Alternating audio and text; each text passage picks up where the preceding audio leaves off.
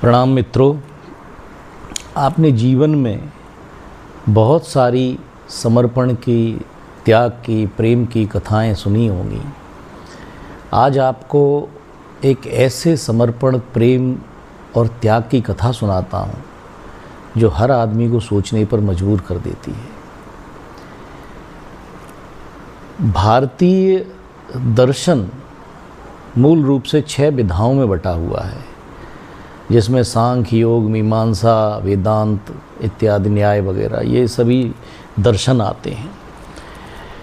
तो मित्रों, एक दर्शन ही अपने आप में इतना गहरा है कि उसको एक व्यक्ति को जानने की अगर जिज्ञासा हो, उसको जानने में लग जाए तो शायद एक जीवन कम पड़ जाए। ऐसे भारतीय आध्यात्म जो है वो 6 मुख्य दर्शनों पर के ऊपर टिका हुआ है, या आप कह सकते हैं कि 6 धाराओं पे टिका हुआ है।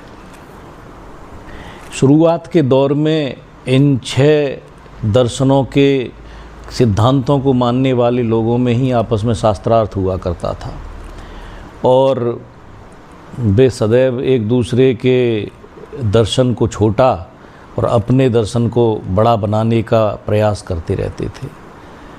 बौद्ध काल में भी जब बौद्ध दर्शन आया तो बौद्ध दर्शन का शास्त्रार्थ फिर जो हिंदू संप्रदाय के संत थे या जिज्ञासु थे उनके साथ शास्त्रार्थ हुआ, तो उनका भी अपना एक दर्शन था। इसमें कई बार बौद्ध चिंतन जो था वो सनातन का जो चिंतन है उसके ऊपर भारी पड़ जाता था।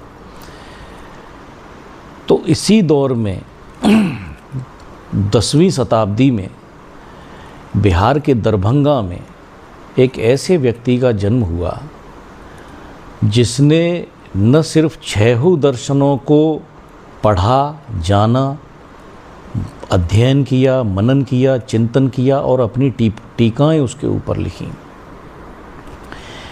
ये इतना कठिन काम था कि ये आप ऐसे मान लो जैसे कोई व्यक्ति या कोई डॉक्टर जितना बड़ा न्यूरोलॉजिस्ट हो उतनी ही नॉलेज उसको स्किन की बीमारियों की भी हो, उतना ही वो पेट के रोगों का भी महारथी हो।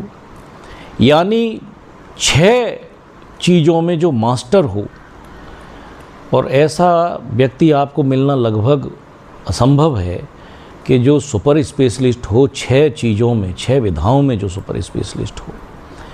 तो वाचस्पति बहुत विद्वान व्यक्ति थे। बचपन से ही उनका मन सदैव ज्ञान में, दर्शन में, इन सब चीज़ों में निरंतर वो रमे रहते थे। वो अपनी चीज़ों में इतने गहरे डूब जाते थे कि उनको अपने आसपास वातावरण में होने वाले घटनाक्रमों का भी कुछ पता नहीं चलता था। पिता ने विवाह की कही तो उन्होंने विवाह कर लिया, उसमें भी उन्होंने कोई समस्या नहीं आने दी या उनको कोई बाधा नहीं लगी। घर के बाहर उन्होंने एक छोटी सी कुटिया डाल ली थी जिसमें बैठकर वो निरंतर अपना अध्ययन करते रहते थे, टीकाएं लिखते रहते थे। जब शंकराचार्य के वेदांत दर्शन पर टीका लिखने का समय आया तो वे उसमें इतने गहरे डूब गए कि आसपास होने वाली घटनाओं का भी उनको कोई भान नहीं रहा। खाना आ जाता, खाना खा लेते, दियों में तेल बढ़ा दिया जाता, रात हो जाती तो कि लिखने में, पढ़ने में कोई समस्या ना आए, सो जाते तो दीपक की लौ को बंद कर दिया जाता। ऐसे वाचस्पति अपने काम में 12 वर्ष तक बहुत गहराई में डूबे रहे।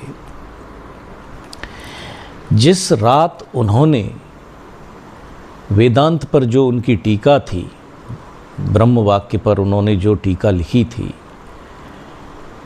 उसकी आखिरी लाइन जब उन्होंने लिख दी तो उनकी हल्की सी झपकी लग गई।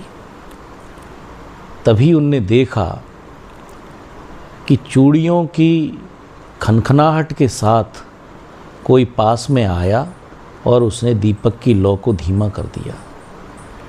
इसे देखकर वाचस्पति थोड़े चौंके और उन्होंने देखा तो सामने एक स्त्री खड़ी हुई थी। उससे पूछा, तुम कौन हो? उस स्त्री ने सजल नेत्रों के साथ कहा कि मैं आपकी पत्नी हूँ, मेरा नाम भामती है। उसके चेहरे को देखकर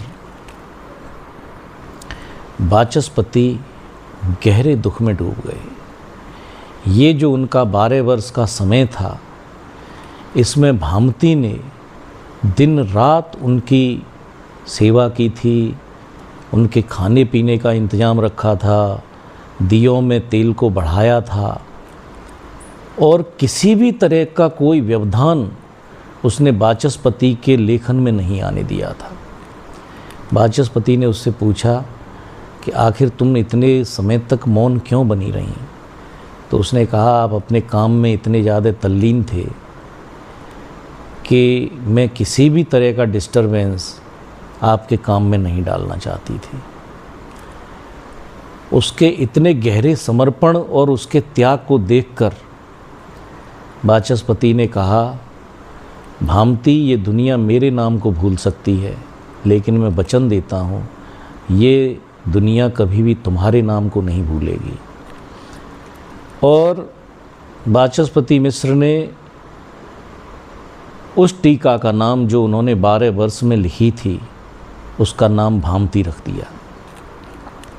शंकराचार्य वेदांत में आज भी वो पुस्तक जो है उसको सबसे ज़्यादा मान्यता दी जाती है और भामती चिंतन जो है वो शंकराचार्य परंपरा में आज वर्तमान में जो आप धारा देखते हैं उसकी मूल धारा है।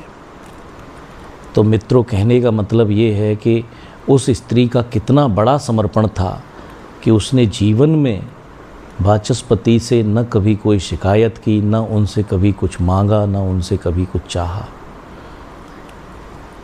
तो मित्रों, हमारे जीवन में भी बहुत सारे ऐसे लोग हैं कि आज हम जिस ऊंचाई पर बैठे हैं या जो भी सुख हमें प्राप्त हैं, जो भी सुख हमें मिले हुए हैं, उसमें ना जाने कितने लोगों का समर्पण और त्याग छिपा हुआ है। कम से कम हमारे माता पिता तो इस चीज़ का साक्षात उदाहरण है कि उनके उस मौन समर्पण के बिना हम शायद आज इस ऊंचाई पर ना होते। जो भी जीवन में हमें, मैं ये नहीं कह रहा कि कोई किसी ने कम ऊंचाई छुई, किसी ने ज़्यादा छुई, लेकिन जो भी आदमी जहाँ पर भी है उसमें कहीं ना कहीं कोई ना कोई भामती शामिल है।